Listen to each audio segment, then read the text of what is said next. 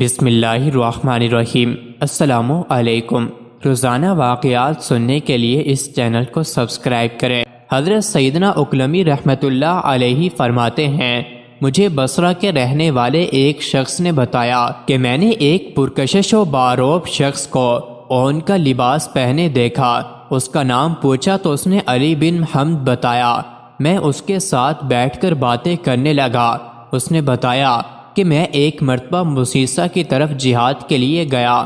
وہاں مسجد میں ایک حسین و جمیل بزرگ کو دیکھا۔ لوگ اس کے گرد بیٹھے تھے اور وہ انہیں حدیث سنا رہا تھا۔ میں بھی حلقہ درس میں شامل ہو گیا۔ اس نے مجھ سے میرا حال دریافت کیا تو میں نے کہا، میں عراق کا رہنے والا ہوں، اللہ عز و جل کی رضا اور آخرت کی طلب میں یہاں آیا ہوں۔ یہ سن کر بزرگ نے مجھے دعائیں دیتے ہوئے کہا، اللہ عز و جل تمہیں پاکیزہ زندگی اور آخرت میں عزت والا گھر عطا فرمائے۔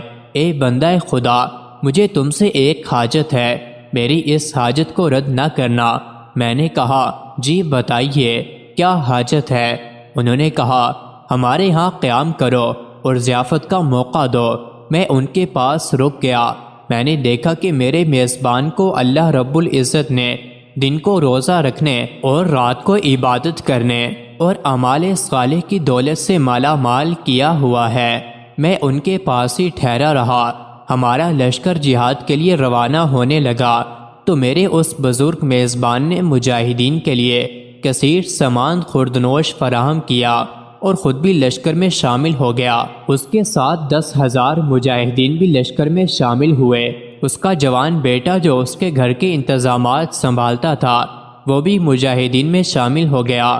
ہمارا یہ لشکر دشمن کی سرحدوں کی طرف آندھی و طوفان کی طرح بڑھنے لگا۔ جب دونوں لشکروں کا آمنا سامنا ہوا تو ہم نے دشمنوں کی تعداد بہت زیادہ محسوس کی۔ کفار کو انجام بد تک پہنچانے کے لیے مجاہدین اسلام کفار کے ٹڈی دل لشکر کے سامنے سیسا پلائی ہوئی دیوار کی طرح جم گئے۔ اس بزرگ کے جوان بیٹے نے مجاہدین کا حوصلہ بڑھاتے ہوئے انہیں جہاد پر خوب ابھارا۔ پھر اس کے بوڑھے باپ نے مجاہدین کو مخاطب کرتے ہوئے کہا، اے نوجوان اسلام، جنت کے دروازے تمہارے سامنے ہیں، اپنی شمشیروں کے ذریعے انہیں کھولو اور دشمن پر ٹوٹ پڑو۔ یہ سنتے ہی اس کا نوجوان بیٹا کمال دلیری سے تنہا دشمن کی صفوں میں گھس گیا اور بہادری و جوان مردی کے وہ جوہر دکھائے کہ دشمنوں کی عقلیں دنگ رہ گئیں۔ بالآخر یہ مرد مجاہد اسلام کی آبیاری کے لیے مرتبہ شہادت پر فائز ہوا۔ پھر اس کا بوڑھا باپ دشمنوں پر غضبناک شیر کی طرح حملہ آور ہوا اور داد سجاد دیتے ہوئے یہ بھی جام شہادت نوش کر گیا اور اس کی روح بھی جنت کے باغات کی طرف پرواز کر گئی۔ اللہ عز و جل نے ہمیں فتح عطا فرمائی۔ دشمن پیٹ پھیر کر خائے و خاسر لوٹا۔ ہم نے بہت سو کو واصل جہنم کیا، بہت سے دشمن قید ہو گئے۔ پھر ہم نے مجاہدین کی مبارک لاشیں سپرد خاک کی۔ بوڑھے مجاہد کے لیے بھی ایک قبر کھودی گئی۔ جب اسے دفنا کر ہم واپس ہونے لگے تو زمین ہلنے لگی اور اس بزرگ مجاہد کی لاش زمین سے باہر آ گئی۔ ہم یہ سمجھے کہ شاید زلزلے کی وجہ سے ایسا ہوا ہے، لہٰذا ہم نے ایک اور قبر کھودی اور اسے دفن کر دیا۔ ابھی مٹی برابر ہی کی تھی کہ دوبارہ زمین ہلنے لگی اور ایک پرہول آواز سنائی دی اور زمین نے پہلی کی طرح اسے پھر باہر نکال دیا۔ ہم نے تیسری قبر کھود کر اسے دفنایا تو یہ دیکھ کر ہماری عقلیں حیران ہو گئی کہ اس مرتبہ بھی زمین نے اسے باہر نکال دیا۔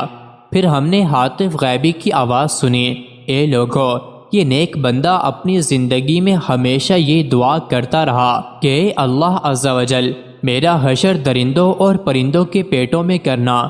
اس کی دعا بارگاہ خداوندی میں قبول ہو گئی ہے، لہٰذا اب یہ قبر میں دفن نہیں ہوگا، بلکہ اس کی خواہش کے مطابق اس کے جسم نازنین کو جنگلی درندے اور پرندے کھائیں گے۔ یہی آواز سن کر ہم اسے وہیں چھوڑ کر واپس لوٹ آئے۔ مزید ایسے ہی ویڈیوز کے لیے چینل کو ضرور سبسکرائب کریں۔